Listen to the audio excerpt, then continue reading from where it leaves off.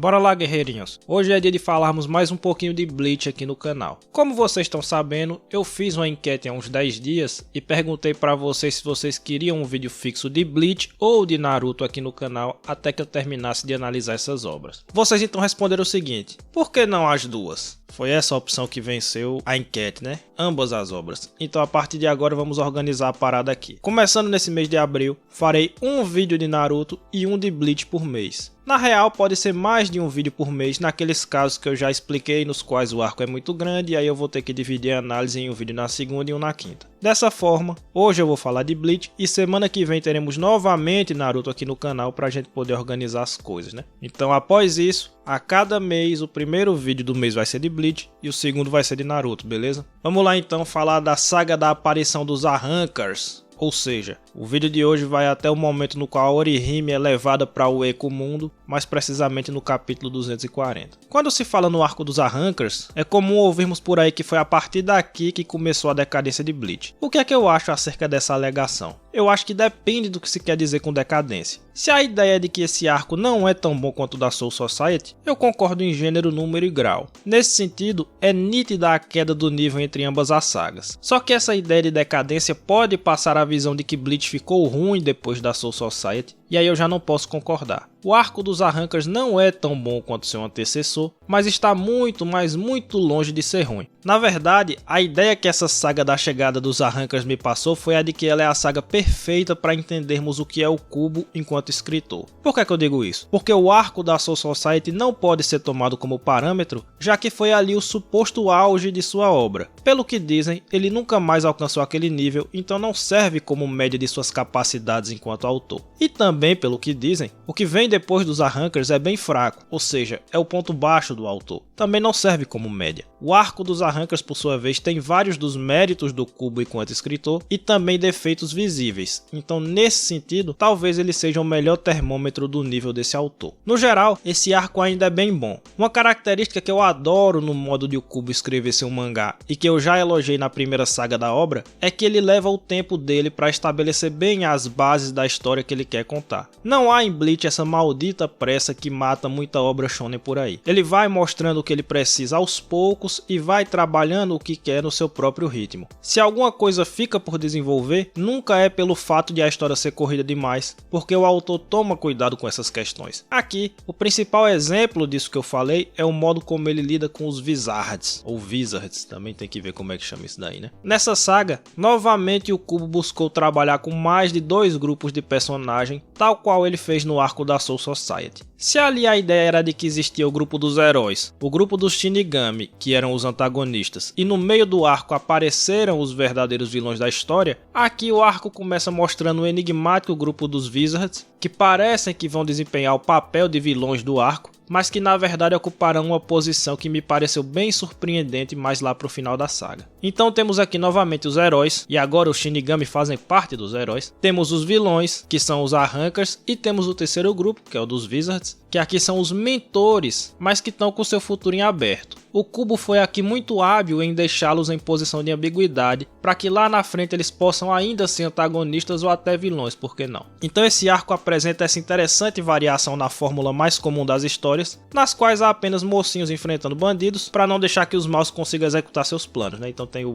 lado do bem e o lado do mal. Aqui nós temos 3 grupos diferentes, cada qual com seus interesses, né? O modo como os Wizards são usados aqui é sagaz. Quando eu já estava achando que eles não serviriam de nada, o autor traz novamente esses personagens para ocuparem um papel que eu não estava esperando, que é esse de mentor, né, que eu já expliquei. Ou seja, ele iniciou a saga trabalhando um novo grupo, como se eles fossem vilões, e pareceu escanteá-los, deixá-los de lado, até a hora em que eles voltaram a ter serventia no enredo. É um bom exemplo daquilo que eu disse de o autor levar seu tempo para estabelecer as bases e depois poder trabalhar melhor essas bases lá na frente. Ponto para ele então. Outra característica muito interessante dessa saga é o fato de que ela está repleta de dilemas emocionais dos protagonistas. Aqui, o Ichigo, a Orihime, o Shed e o Ishida enfrentam inseguranças e hesitações, e essas questões permeiam todo o arco. Apenas a Rukia, dentre os principais, não tem esse tipo de desenvolvimento emocional, até porque ela já teve esse momento no arco anterior. Um indivíduo mais maldoso pode até dizer que o dilema de todos esses personagens é no fundo o mesmo. Todos eles ficam perturbados diante da própria falta de força para enfrentar os novos inimigos, se sentindo insuficientes para ajudar e proteger seus amigos. Essa crítica até faz sentido, mas é um pouco injusta. Talvez o dilema do Shed seja exatamente esse e apenas esse, mas no caso dos outros três, há variações que fazem toda a diferença. No caso do Ishida, o problema não é que ele esteja fraco, mas sim que ele literalmente perdeu seus poderes na luta contra o Capitão Shinigami no arco passado. Quando eu falei daquela saga, já cantei a pedra de que ele obviamente retomaria seus poderes, porque é lógico que o Kubo não descartaria esse personagem tão rapidamente, e eu já disse ali mesmo que isso tiraria todo o peso do sacrifício que ele realizou naquele combate, e eu mantenho aqui todas essas posições. De fato, o sacrifício do Ishida não significou nada porque Bleach fez o que quase todo shonen faz, que é se recusar a abraçar consequências muito graves para os acontecimentos. É uma pena, mas a gente já sabia que isso ia acontecer, né? Sigamos aqui. No caso do Ichigo e da Orihime, os dilemas que eles enfrentam são ainda mais interessantes, porque no caso do protagonista, não é só que ele está incomodado por não ser forte o suficiente. Isso é uma parte da história sim, mas também existe toda a luta interna que ele está travando para, inicialmente, suprimir e depois controlar o poder Hollow que está ameaçando consumir sua alma. Então no caso dele não é apenas a questão de se sentir insuficiente como o Shed, mas também de enfrentar seus próprios demônios internos. E no caso da Orihime, que é para mim o mais interessante de todos, o dilema dela está intimamente ligado ao relacionamento dela com o Ichigo. Ela está se sentindo fraca e inútil sim, mas essa questão adquire contornos mais interessantes quando isso faz com que ela comece a sentir inveja da Rukia, porque esta sim parece ser mais importante para o Ichigo do que ela. E isso por si só já a consome internamente, porque ela gosta da Rukia, mas diante de todos os acontecimentos, a Orihime não consegue não ter maus sentimentos direcionados para essa pessoa que ela efetivamente gosta. É um dilema emocional sutil e interessante que o Kubo coloca aqui, de uma pessoa que além de estar se sentindo fraca, ainda está tendo sentimentos que ela não queria ter para com uma pessoa que ela estima. E aqui, como eu disse, essa questão dá tons especiais para o que a Orihime está sentindo. Então não é só o fato de ela estar se sentindo fraca, tem mais coisa ali. Assim sendo, é falso dizer que o Shed, o Ishida, o Ichigo e a Orihime estão sofrendo do mesmo dilema. A base é a mesma, mas cada um ali tem especificidades que tornam tudo muito mais interessante. Para além disso, é óbvio que esse arco também está repleto daquilo que Bleach tem de melhor, que é a estética. Eu nem vou mais falar da arte do mangá porque seria chover no molhado. Todo mundo sabe que o Kubo é um baita desenhista, que ele domina a arte da narrativa visual, que ele emprega ângulos diferenciados para causar determinadas impressões no leitor e blá blá blá. Aqui eu vou falar mais da estética da ação, que eu já mencionei no vídeo passado, mas que não custa nada repetir porque é um ponto que eu vejo sendo negligenciado por aí. A ideia básica é a seguinte: o gênero ação talvez seja aquele que mais depende de uma estética marcante para funcionar. De todos os gêneros de história que há por aí, provavelmente é o de ação que mais se beneficia de ter uma estética cool. E o Kubo é o mangaka de shonen que entende isso de maneira mais clara, junto com o Araki. Em Bleach, essas questões estéticas estão presentes na arte e no design dos personagens, como eu já disse e como toda a torcida do Flamengo já sabe, mas também permeia o roteiro da série, e é aí que está o pulo do gato que alguns não percebem. Boa parte do apelo que os personagens de Bleach possuem junto ao público vem desse fator de estética cool que o autor emprega em cada um deles. Seja pelo design, seja pelas poses que eles fazem durante as lutas, seja pelos golpes completamente fora da casinha que executam, seja ainda pelo tipo de diálogo que travam entre si, em tudo e por tudo, o Kubo inunda seu mangá de elementos que tornam os personagens muito atraentes para o público. Tome como exemplo aqui o Ukiyoha. No caso dele, a pose fria, o fato de andar sempre com as mãos nos bolsos, o que denota despreocupação, e a enorme quantidade de falas nas quais ele menospreza o poder de todos os seus oponentes, cria uma estética em torno desse personagem, uma aura que já permite ao leitor intuir que ele é bastante poderoso. Poderoso o suficiente para se portar de maneira extremamente confiante mesmo diante de guerreiros muito hábeis, nunca perdendo a compostura. Outro exemplo do que eu tô falando é a luta do Ikako contra o Arrancar, que ocorre ali na metade do arco. Ali, nós temos uma série interminável de frases de efeito ditas por ambos os personagens e uma série interminável de golpes e técnicas totalmente grandiloquentes que dão um tempero especial a essa luta e nos fazem criar todo um respeito especial, principalmente pelo Shinigami, né? Em resumo, o Kubo sabe empregar todos os elementos visuais e de escrita para criar uma estética específica em torno dos seus personagens, e isso eleva o hype em torno deles e ajuda enormemente a gerar engajamento do leitor com até esses personagens. E esse é um grande mérito do roteiro de Bleach, e não apenas da arte como muitos parecem dizer por aí. Essa estética especial abrange arte, mas também escrita, e é isso que muita gente não percebe, né? Ela é empregada em torno dos Wizards também, aliás, e gera curiosidade para sabermos o que esses personagens vão fazer no futuro da obra. Para dar uma carteirada maneira aqui, eu vou afirmar que é exatamente essa mesma coisa que o Togashi fez com a Genei Ryodan em Hunter x Hunter, mas lá vocês pagam pau e quando é o Kubo vocês querem menosprezar. Eu tô de olho em vocês, hein? E o último ponto que me agrada nessa saga é o fato de que o Kubo sabe que o maior ponto forte de sua obra é a ação. Logo,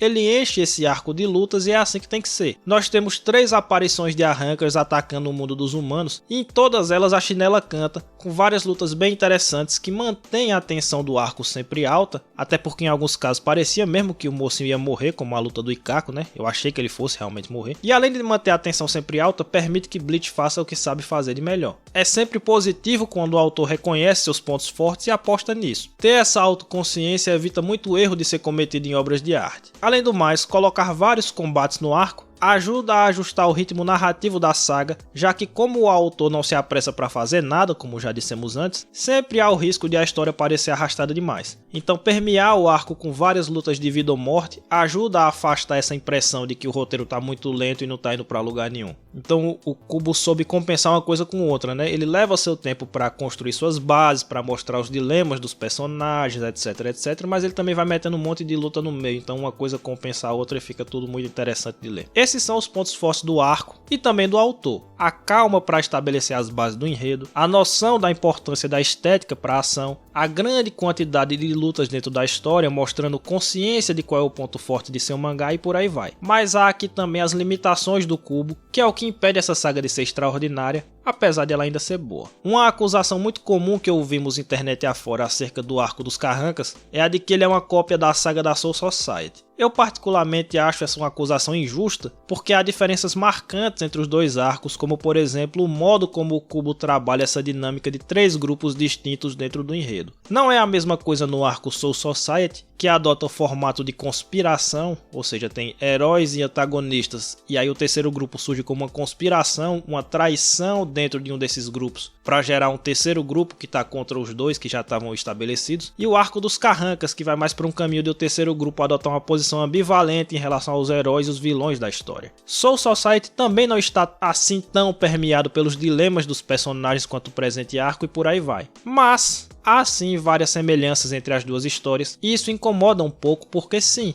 dá a impressão de que o Kubo está se repetindo e ficando sem ideias. Os dois arcos têm em algum momento um sequestro de um dos protagonistas, o que faz com que os outros heróis tenham que entrar em um mundo desconhecido, que é o covil dos inimigos, para resgatar esse companheiro que foi levado. Antes, porém, o Ichigo enfrenta um desses inimigos apenas para ter a noção da enorme força dos adversários e para perceber a necessidade de treinar antes de embarcar nessa empreitada. Nos dois arcos, o treinamento do Ichigo gira em torno de domar seus demônios interiores. Nos dois arcos, o Kubo divide os heróis em vários grupos para poder dividir também as lutas entre ele e os vilões, mostrando-as de forma simultânea, e também nos dois arcos o inimigo é uma organização hierarquizada, sendo que o autor usa desse artifício para gerar hype em cima dos vilões.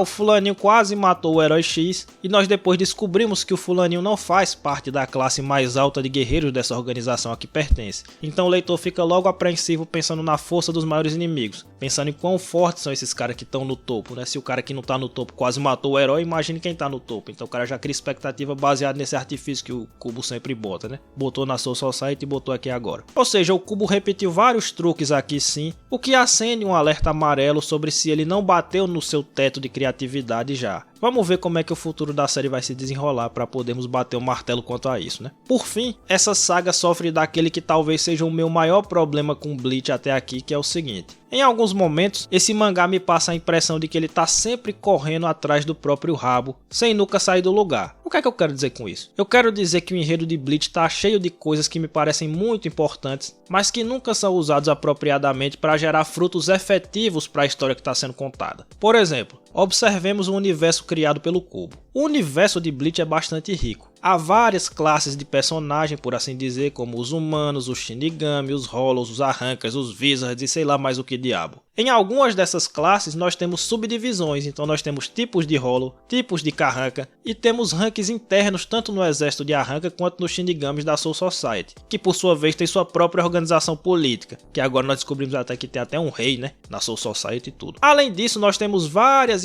regras muito específicas acerca do funcionamento da energia espiritual. Então, por exemplo, os personagens têm que seguir um procedimento muito cauteloso para entrar na Soul Society, ou então nós temos várias explicações de como um artefato funciona, ou como a energia espiritual se porta em tal ou em qual situação e etc. E fora disso nós temos vários tipos de técnica, como por exemplo a Bankai, sendo que cada Bankai tem seu funcionamento específico, né, suas regras específicas, ou então a diferença do modo de luta dos Quincy e do Shinigami e por aí vai. Ou seja, Bleach tá cheio dessas coisinhas que aparentemente enriquecem o universo, né? Tem várias organizações, várias regras, vários modos de funcionamento da energia, enfim. Agora vem a pergunta: qual o propósito de todas essas coisas para o enredo de Bleach? Respondo: nenhum. Em 90% do tempo, essas regras não servem para absolutamente nada narrativamente falando. São só coisas que o autor joga ali e o leitor tem que aceitar. Ah, você não pode entrar de qualquer jeito na Soul Society. Existe todo um procedimento específico para isso. Ok, então. Ah, tem 3 tipos de arranca. Tem o tipo X, o Y e o Z. Beleza. Ah, a Soul Society se organiza de tal e tal maneira politicamente. Tá certo. É quase sempre assim em Bleach. Existe uma quantidade absurda de informações que é despejada na cara do leitor que não serve para absolutamente nada na história. É uma curiosidade completamente vazia que torna o universo rico em quantidade, mas pobre em qualidade. Porque não adianta nada você ter todas essas noções no seu universo se elas na prática não servem de nada e não geram nenhum fruto para a história que está sendo contada. É só quinquilharia sem utilidade. Se o leitor simplesmente ler e esquecer de todas essas informações, o arco continuará tendo o mesmo impacto, porque nada do que está sendo dito realmente é importante. Você não precisa saber das regras da Bankai do personagem X, só precisa saber que ele agora está mais forte do que estava antes. Você não precisa saber do rank dos Carrancas, só precisa saber que os 10 mais fortes são aqueles que têm números inscritos em seus corpos, e por aí vai. A mesma coisa acontece quanto aos dilemas dos personagens. Veja bem,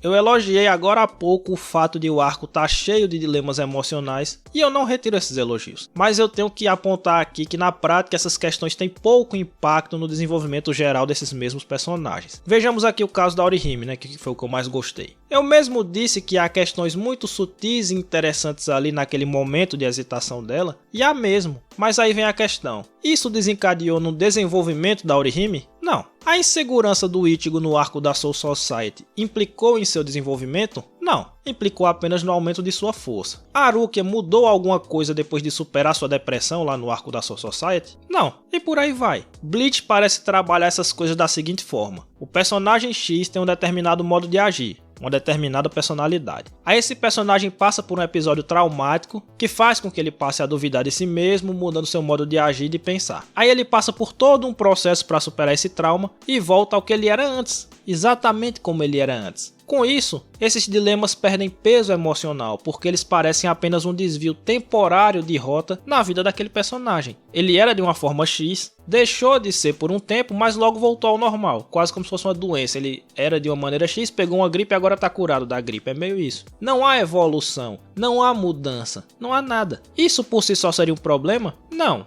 Não há problema com personagens que não mudam, mas a questão aqui é: qual é a importância efetiva desses dilemas para a história do mangá então? Qual é a importância da Orihime ter ficado com inveja da Harukia naquele momento, ter se sentido fraca e insuficiente pro Ichigo? Nenhum, porque ela vai voltar ao normal, ela vai voltar a ter a exata mesma relação com esses dois que ela tinha antes, ela não evoluiu nada. Esse drama não serviu para que ela mudasse em nada. Ela só, de alguma forma, se livrou daqueles pensamentos incômodos que estavam povoando o coração dela e pronto, agora ela voltou ao normal, ela se curou dessa doença, entende a analogia que eu fiz com a doença? Então por que é que esses dilemas estão ali? A que propósito eles servem? É difícil de entender. Vocês estão compreendendo agora o que eu quis dizer quando eu falo que Bleach parece sempre correr em torno de si mesmo? Vários dos elementos que são colocados ali parecem que vão fazer a coisa progredir, mas não levam a lugar nenhum. E se eles não existissem, não faria nenhuma diferença. A própria parte do shonenzio de porrada propriamente dito também sofre com esse mesmo problema, e nesse arco nós temos pelo menos 2 exemplos disso. O primeiro é aquela luta dos capitães Shinigami contra os Arrancas, né? O contexto era o de que a luta estava muito difícil e os Shinigami, mesmo usando a Bankai, estavam perdendo feio a luta. Da hora. Aí, não menos do que nada, vem a informação de que eles na verdade estavam agindo sob o efeito de um selo que limitava seus poderes, porque eles não queriam desequilibrar o mundo dos humanos com sua enorme energia espiritual. Desfeito o selo, eles destroem facilmente seus inimigos. Mas essa informação foi simplesmente despejada ali. Não houve um trabalho apropriado para essa solução do roteiro. Os heróis estavam perdendo, mas aí tiraram uma explicação conveniente do nada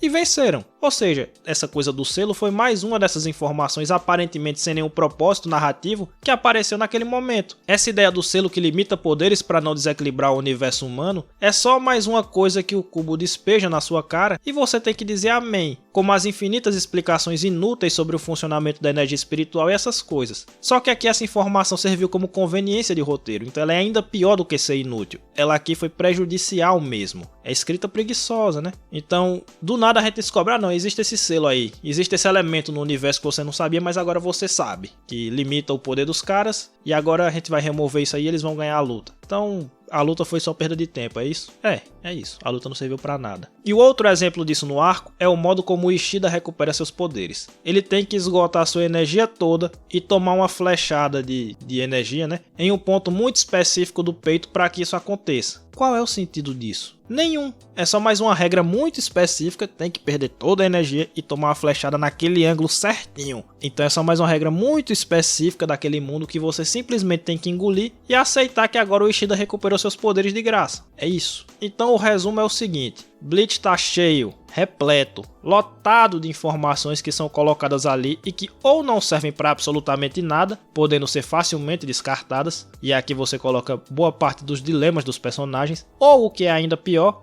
servem como conveniência de roteiro, porque afinal é magia. Nesse mundo a magia funciona assim, então aceite esse arremedo de explicação que eu tô botando aqui, calhe a boca e siga sua leitura. É simplesmente gratuito demais e nesse arco essa coisa começou a me incomodar de verdade. Parece que o universo de Bleach é complexo, e é mesmo se você for tentar decorar todas as regras e todo o funcionamento do que tá ali. Mas aí eu pergunto, por que eu faria isso se essas coisas não têm a menor utilidade para o aproveitamento da história? Eu mesmo não, papai, eu sou baiano, eu não preciso de motivo para evitar a fadiga. Imagine então com o autor me dando todos os motivos para eu não fazer esforço. Aí é que eu não vou tentar entender nada mesmo, tô de boa, quero saber de ranking de arranca, quero saber de como é que funciona a energia espiritual, quero saber nada, irmão. Não quero saber de nada, eu não preciso, tô de boa. Enfim, meus amigos, por hoje foi isso aí. O arco da chegada dos Carrancas é o perfeito termômetro de Tite Kubo enquanto escritor. Nele estão contidos todos os seus méritos e todas as suas limitações. Não é maravilhoso como o arco da Soul Society, mas no geral é sim um bom arco e que tem muito a se aproveitar, se o leitor for esperto e não se der o trabalho de entender os infinitos detalhes inúteis que o autor coloca ali. Muito obrigado a quem veio até aqui, compartilha o vídeo para ajudar o canal a crescer e deixa seu like. Até a próxima. Acho que tem vídeo quinta-feira agora, hein? Vamos ver aí.